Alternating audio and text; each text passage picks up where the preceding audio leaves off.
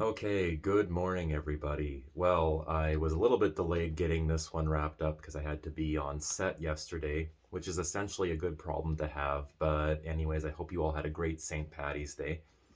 And I am back in any case with the final review installment in my Leprechaun, Leprechaun Returns. After wading through the mixed bag that is this franchise, faith and begorra, as the Irish say, Leprechaun Returns is actually good. Like, really, really good. This movie is like 10 tons of fun.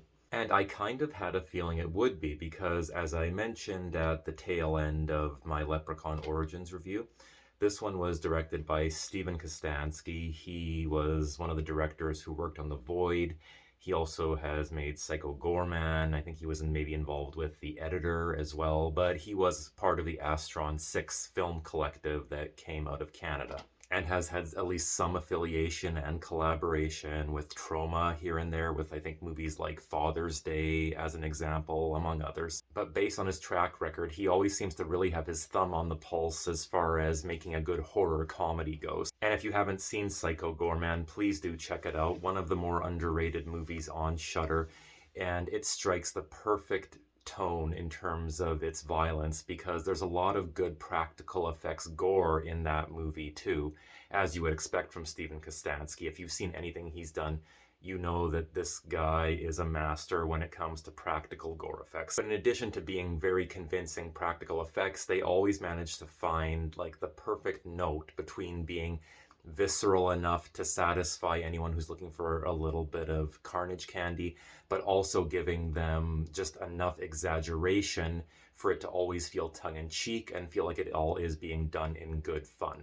With all that in mind, what can I say except that Kostanski is the perfect director for a Leprechaun movie? And like I just mentioned in reference to some of his other work, this movie has a great balance of horror and humor. And the humor actually succeeds in being funny here, too. It's not one of those things where you're laughing because it's so outrageous or goofy or cringy.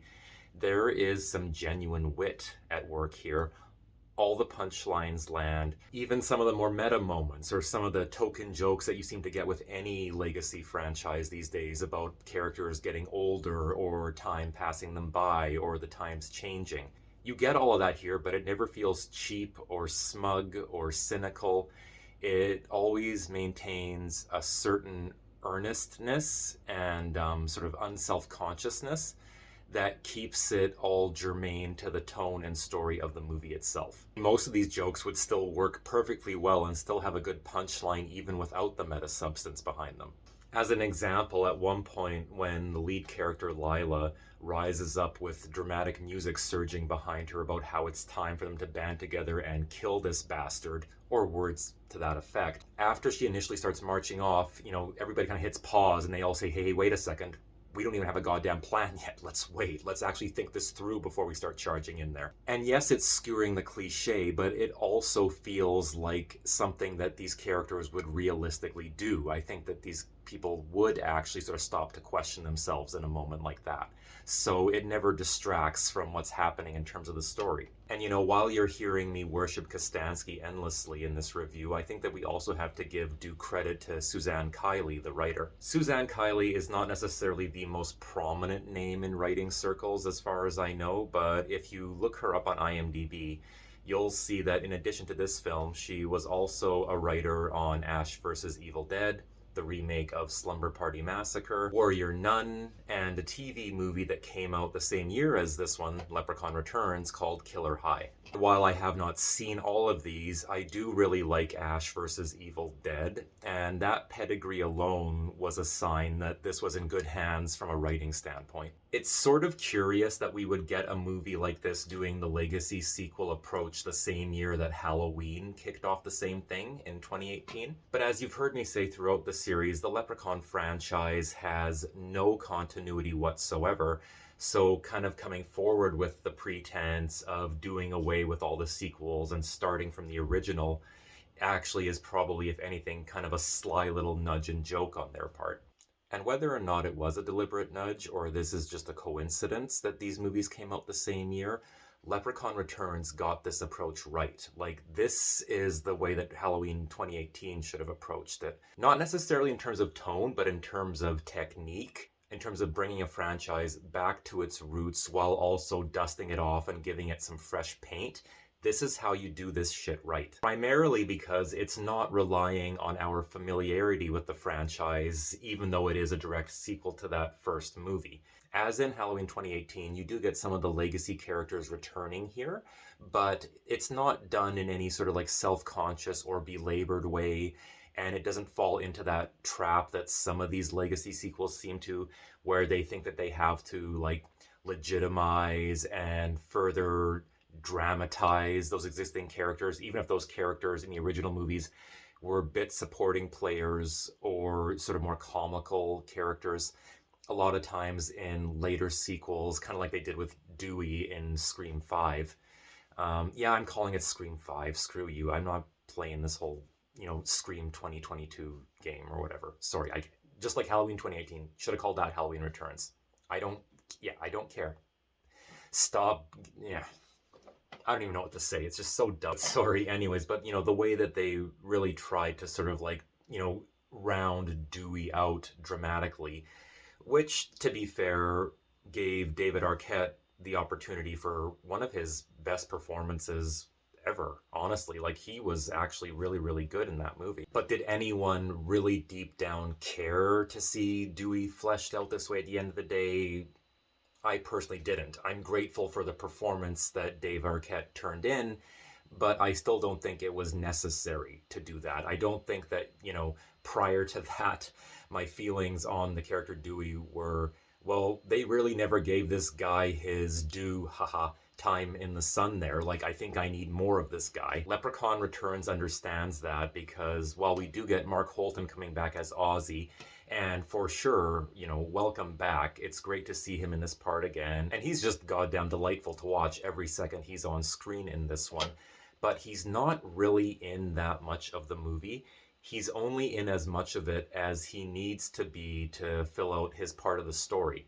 And kind of like it was with Exorcist 3, I liked that they, were confident enough to do that. I liked that they didn't think that just because this character was a big face in the previous film, that we have to give him a more contrived, large role in this one. And the scene where the leprechaun is rebirthed by bursting out of Ozzy's stomach is awesome. The practical effects are fantastic, and it's a great, great entrance for this character. Lyndon Porco takes over as the leprechaun in this one. He's a Canadian dwarf actor. Whoop whoop.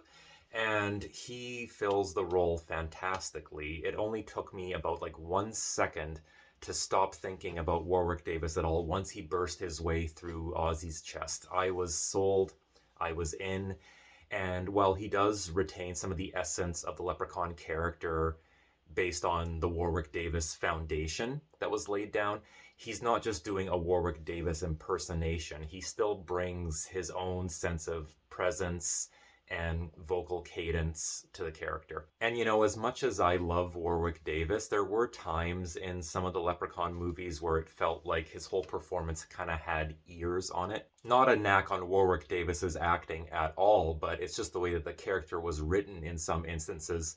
It ended up feeling like more of a performance than a character, or just sort of a wind-up toy. Here, the leprechaun actually does feel like a character. I was never thinking about the actor at all, one way or the other, and that's the way it should be. I was also really impressed with the overall look of the movie. I mean, the house looks just like it did in Leprechaun 1, so does the surrounding area. So I was really surprised when I watched the end credits all the way through and discovered that it was actually filmed in South Africa. A lot of you probably knew that going in. I didn't, because I'm an ignoramus. But it was a really cool surprise and made me even more impressed. I mean, you could have fooled me. Like, if you had told me, or if they had just flat out lied and said, yeah, we filmed this at the same location, I would have bought it. And unlike Leprechaun Origins, this movie actually knows how to make good use of an almost single location film. You never become overly conscious or impatient with a single location. It doesn't sort of betray the low budget of the film in any way. And personally, I think it's a big time shame that this debuted on VOD on the Sci-Fi Channel. I mean, good for them. They got a winner here. but this movie really does deserve to be seen on a big screen with a theater full of people. Ironically, it is far better made than any of the theatrically released Leprechaun movies. Not only do the punchlines land and get big laughs, but every single kill in this movie scores a home run as well. Like, I don't think there was a single weak kill in the bunch here. I already mentioned the moment when the leprechaun bursts through Ozzy's stomach, but additionally, there's a great scene when the leprechaun makes a solar panel slide off a roof and fall down and cut a guy straight in half. Would a solar panel actually cut someone that way? I don't know, but who cares? It was so well executed that I almost wanted to applaud it. I also really like the moment when he murders the mailman, bursting out through the mailbox, stuffing the mailman's head in, and then running over it again with the truck while blood just gushes out of the mailbox there. Awesome stuff. And furthermore, it's the kind of creative kill that you can pull off even on a very limited budget. And when the leprechaun kills the character Meredith with the sprinklers and caps it off by impaling her right through the mouth with one sprinkler faucet, while it sort of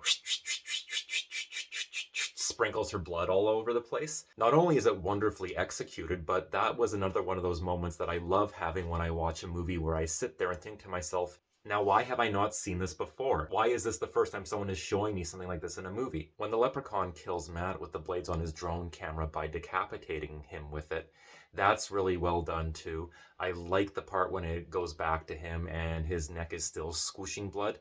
Although Matt does apparently suffer from the whole giallo getting hit by a car syndrome in that he just kind of sits there and takes this drone charging at him when he had plenty of room to dart one way or the other. Rose's death is also awesome with that little spade trophy that's lying on the floor that she falls down on face first and it comes right out the back of her head. Oh my god, perfect. Absolutely perfect. I really appreciate the attention to detail in moments like that, as well as the character Andy. He's the guy who got killed with the solar panel.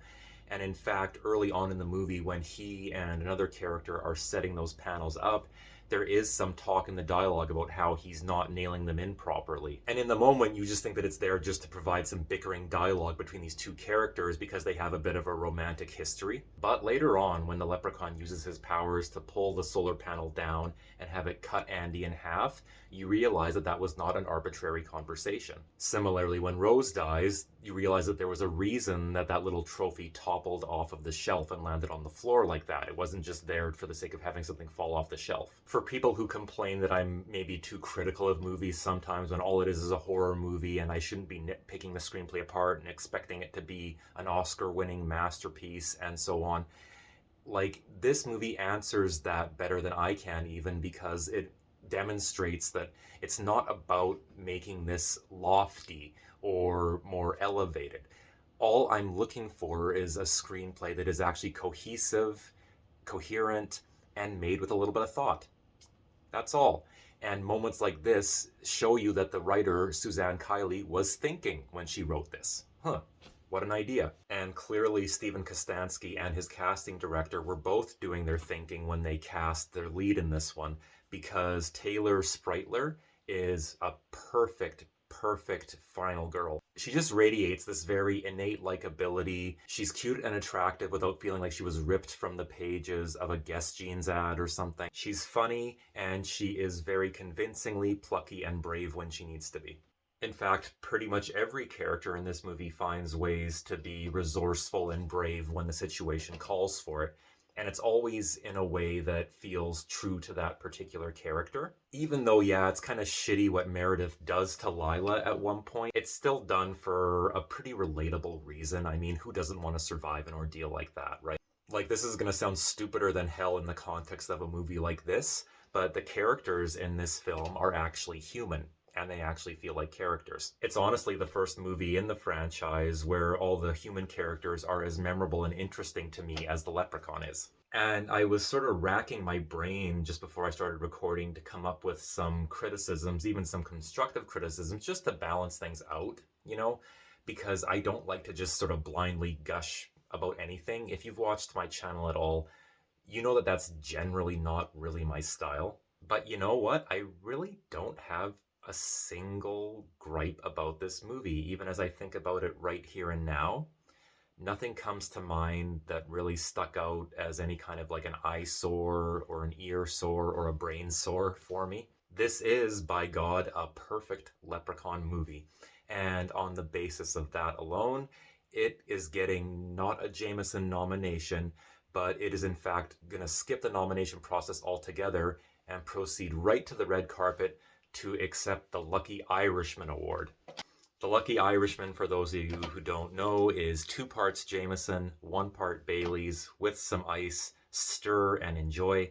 It's the perfect decadent Irish drink that I hereby award to a perfectly depicted Irish horror character in a fantastic little horror comedy. So there we are. That's it, folks. This is the end of the line for the Leprechaun. All that remains to be done is to compile my award nominations and reveal the movie that put me in the Jameson spirit. No pun intended, but that was a lucky break there. I honestly didn't mean to do that, but wow. My little brain's working better than I thought it would this morning. This has been quite an odyssey, and while this has not made a full-fledged Leprechaun fan out of me necessarily, it feels really good to educate myself on this franchise. I've always sort of been adjacent to it, so it was nice to kind of wade into it a little bit more deeply and gain a deeper appreciation for the character and Warwick Davis's legacy. And I'll give the franchise in general at least credit for never really repeating itself and falling into traps the same way that some of the Halloween and Friday the 13th movies have. Every movie, for better or worse, more often than not for worse, is at least a different thing. Not always entirely original in and of itself, but it's never exactly the same as what came before it. So it is at least interesting from the perspective that you can probably comb through this franchise and just about everybody will have a different one that they call their favorite. Sure, this whole odyssey did definitely have some dark patches to it, but I was at least rewarded with a terrific movie at the end of it with this last one. If I ever wanted to see another direct sequel to any Leprechaun movie, this would be it. In fact, I would even say that you don't even actually have to go back and watch the first one to enjoy this one. I am, at the risk of sounding very redundant, just deeply, deeply grateful that all my patience and perseverance was finally rewarded by capping the series off on a very high note. For anyone who actually made it all the way through this Leprechaun with me, once again, keep your eyes tuned to the channel for the big reveal of the Jameson Award winner, and I will catch you all again real soon. Hope you're having a great weekend.